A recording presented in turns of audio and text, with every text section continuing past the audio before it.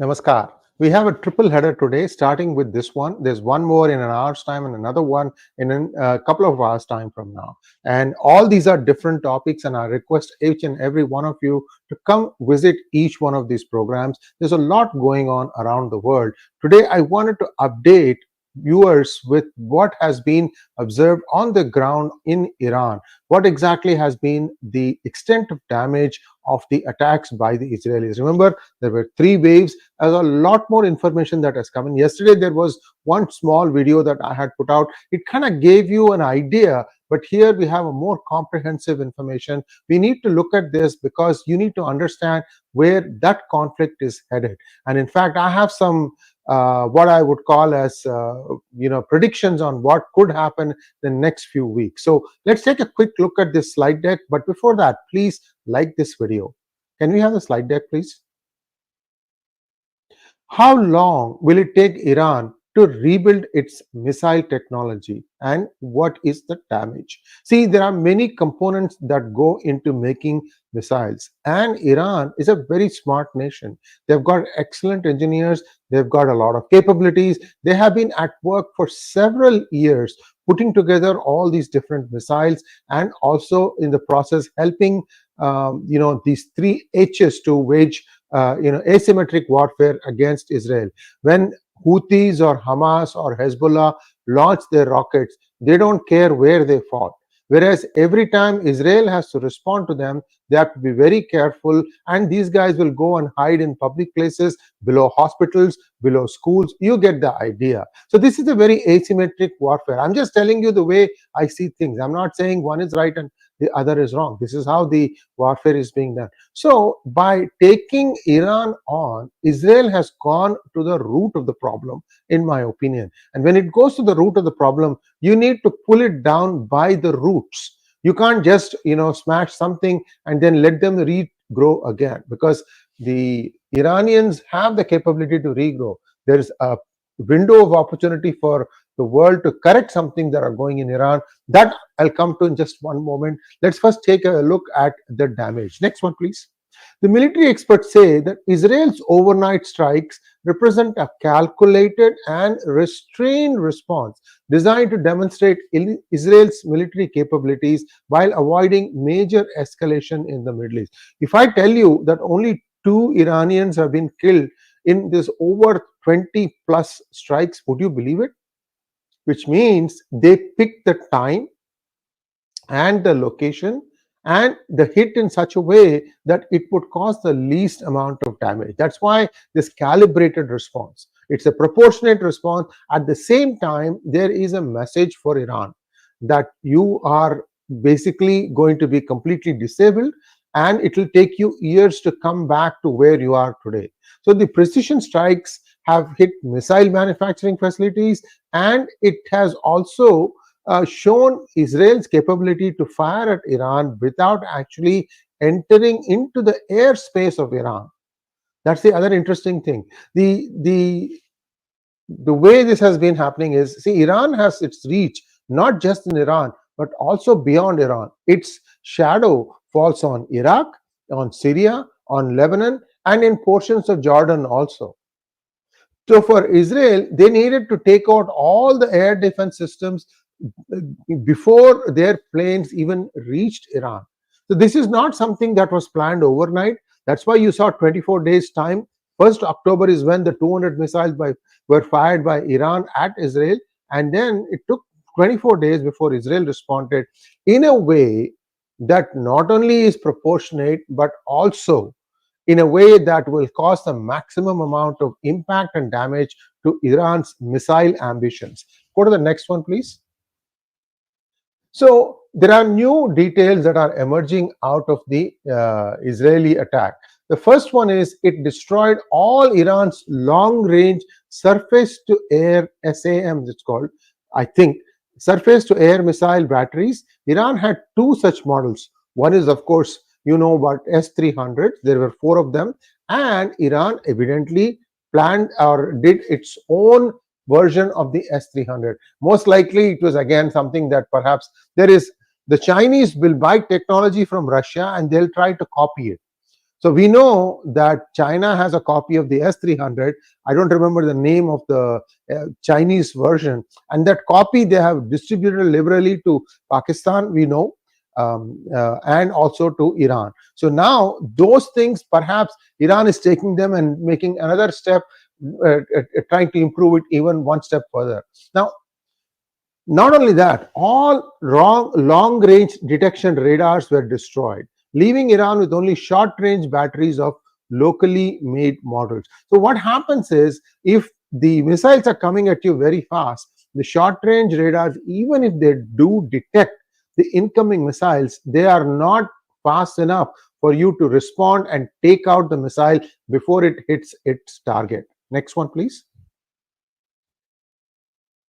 So the main damage to the surface-to-air missile batteries occurred in Tehran and in western Iran, leaving the Iranian capital exposed and vulnerable. Western Iran, where ballistic missiles were launched at Israel, now has operational considerations for the future. Essentially, what that means is that it cannot really replicate the 200 missile hit that it did. This is how I read it. I mean, I would like you all to weigh in also as to what you think this means. But essentially, what Israel calculated was, we are going to leave Iran in a way that it can not do much. So Iran, if it can't do much, then what happens next? The missiles that are with Hezbollah, they will get expended over time, or Israel will go and take them out. Right now, what is happening is, Israel is actually doing door-to-door searching in the houses that are close to its border. Remember, I told you about the river that is there close to the border. They want to go up to that river and clean out everything in between. And that's what is happening now. And every house appears to have a tunnel, an intricate system of connection and interconnection. And this is essentially a duplication of what one saw in Gaza. So this is what Israel is up against. Next, please. So the Israeli Defense Forces assessment is that Iran has lost its strategic defense capabilities for the next 2 to 3 years. Russia will be unable to provide help to them because of its own conflict in Ukraine. In fact, Russia is now, it is believed, getting North Korean soldiers to come fight its war with Ukraine. And the interesting thing that I'm also hearing is that many North Korean soldiers, once they are on the battlefield, they are actually deserting the battlefield and running away. See, this is a country that has been oppressed for God knows how many years, 60 plus years. And this is North Korea I'm talking about. And those soldiers, they all want freedom. They want a different style of life. So there is a new problem that Russia is facing. Yeah, you got some legs on the ground, but these legs don't seem to want to fight. So Russia has its own problem. I'm trying to tell you that some of these unintended consequences that happen when you try to bring somebody else to fight your war. New details are also coming about the missile arsenal and how large it is and how diverse it is in Iran. In 2022, US Central Command General Kenneth McKenzie had stated that Iran possesses over 3,000 ballistic missiles. The existing arsenal was not affected, they think, IDF think, but new production is going to be severely crippled. Plus, where is the money going to come? My guess is that in about 15 days, assuming that Trump comes back to power, all the money that was intended to go to Iran from the West will again be completely stopped, frozen. And Iran is in for some pain. But there are also other things that I'm thinking will happen. So just wait for that part. Now, Iran will operate with a finite supply as its stockpile has dwindled, and it will not be able to replenish that stockpile for months, if not years. Next one, please. How many aircraft participated? More than 140 aircraft participated in an attack, with over 50% of the pilots and navigators being reservists. Reservists means these are people like you and I having a day job, but they were called up for duty after the October 7, 2023 attack. and some of them came willingly. In fact, I saw a rabbi standing in JFK airport and giving free tickets or buying tickets for anyone in US who is a Israeli citizen who wanted to go back and enlist, saying that I am buying you your ticket. See the kind of sacrifices that the Israeli community in US has done. Can you imagine how much it costs per ticket? And this man had unlimited number of tickets. Anybody who wanted to sign up. This is the period between October 8th to probably about 3 to 4 weeks. It's just incredible how Israel as a nation has come together to defend itself. Contrary to various reports and publications, the Iranian drone system was not damaged. Yesterday I showed you a small video, but like I told you, it showed fire, but we didn't see any explosions in the UAV manufacturing unit. So now we are confirming that perhaps that was not damaged. The IDF estimated that Iranians were preparing to respond with an attack of another 200 ballistic missiles when the Israeli planes were still in the air. The Air Force was preparing with a continuity plan that would allow them to both defend against such an attack and complete all 3 waves of strikes without sacrificing the destruction of any target. All the planes returned, all the soldiers are fine. So Israel has really had zero loss in these 3 waves of attacks. In the end, the Iranians chose not to respond. And I think there is some thinking going on in the leadership. They know that this is going to be a huge problem. They perhaps were waiting to assess the damage before planning their next move.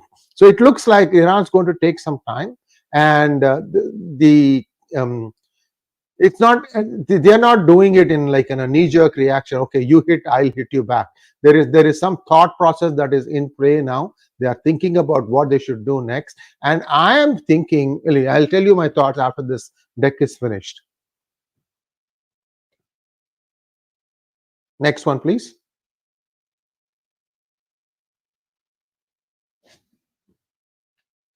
So if the Iranians respond, the US is expected to play a significant role, because now they have the THAAD battery in Israel, and US Navy warships are equipped with the Aegis defense system in the Persian Gulf. So the response is going to be fairly quick and swift, and it might be from the United States itself. So supposing some missiles are launched and they are targeted right before or just around the time they cross the Iranian border, they are going to rain in either Iraq or back in Iran, and that would not be good, especially if they are going to have some warheads, and we're thinking about a dirty bomb and things of that nature. So it's the options in front of Iran are becoming lesser and lesser, and this actually makes the ground ripe for a political change. Next one, please.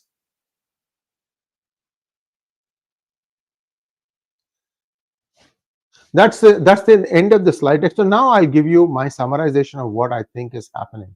What I think is happening is the Democrats need something big to happen between now and the 5th of November. And I would not be surprised if there is a regime change effected in Iran overnight, and Khamenei and the Islamic rule is removed, and they install Prince Reza Shah Reza Pahlavi as the king again, and to try and initiate a democratic process so that Iran reverts back to what it was in the 50s, the early 50s. I don't know. The first pottery barn damage was done by the Americans, and the undoing also could be done by the Americans. And if they can do this thing, and these things happen, like a flip of a switch. It's not something that's going to take a long time. Nobody is going to broadcast their intentions. They're not going to be saying anything. It's going to happen in the dark of the night, and suddenly Iran may have a new political system. I don't know how the Iranian population is going to welcome it. My guess is they are going to like it. At the same time, US is calibrating it very carefully. That's why you saw Benjamin Netanyahu also address directly to the Iranian people that we are not your enemies. We have a shared, cherished cultural heritage that goes back thousands of years. And that is true.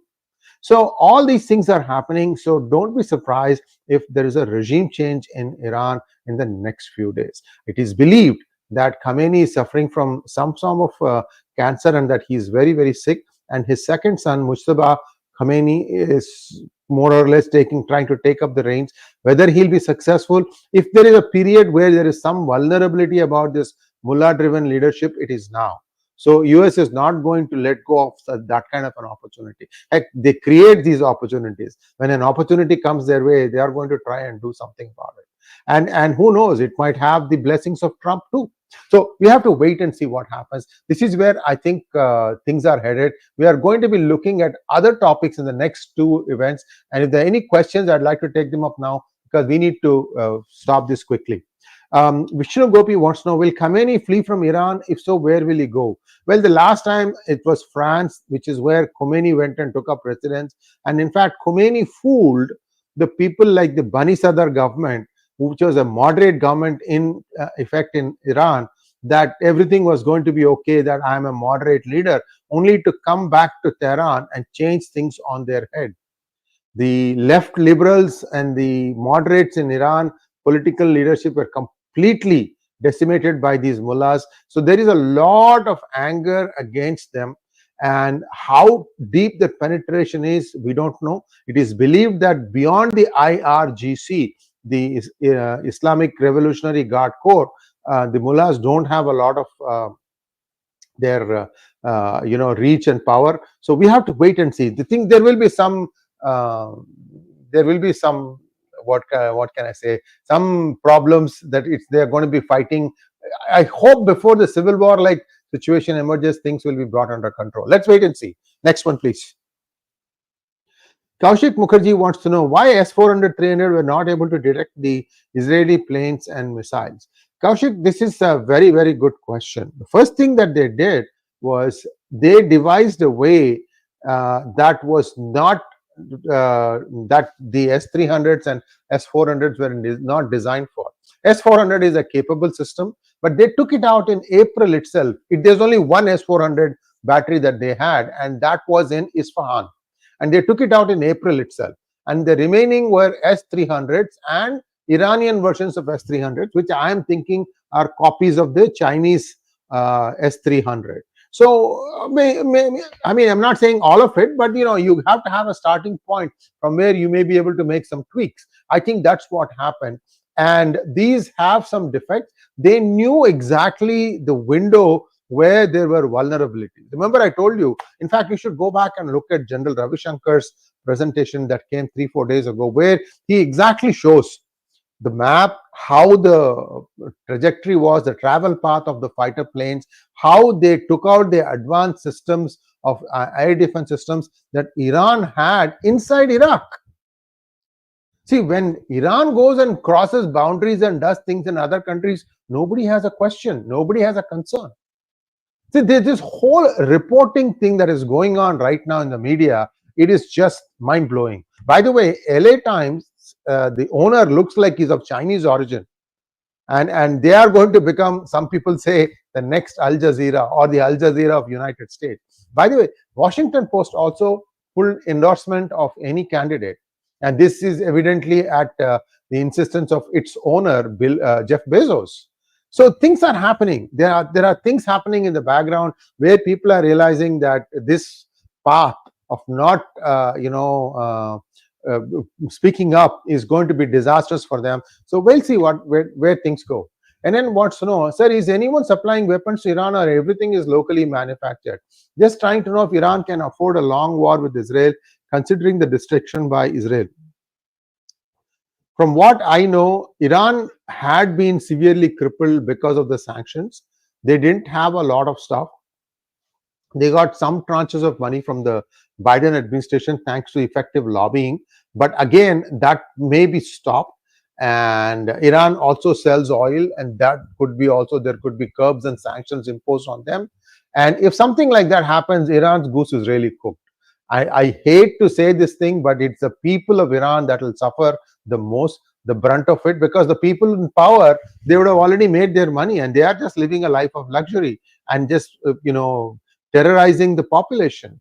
So things are going to, that's why I'm hoping that there will be a bloodless change of regime. Hopefully that Iran will wake up to a new regime where they'll say, okay, you guys don't need to wear burqas anymore. You can be a modern society that you aspire to be. Because this change, in my opinion, will create a tsunami among the Muslim women of the world. Maithili wants to know, Sriji, any update on Khamenei? Is he still alive after yesterday's? They have not gone after his quarters. They think that he is too sick. Let's see.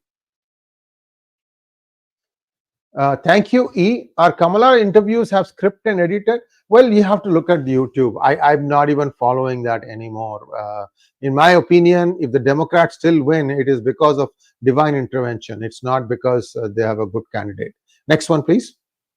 I think that's all we have. Thank you so much, viewers. Please like, share, and subscribe to our channel.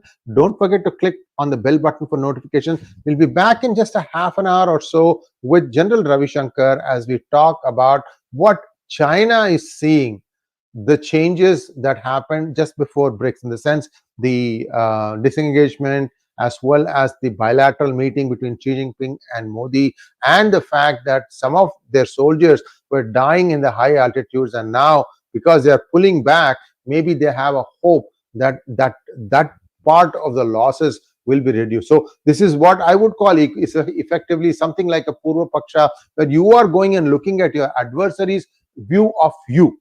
So do join in for that. General Ravi Shankar has a very compelling presentation as always. So please, also at 9 o'clock we have Ask Sumit. You can ask your questions to him, and we'll be talking about some other topic, not Iran, Israel, and not China. So do join us for that. Namaskar.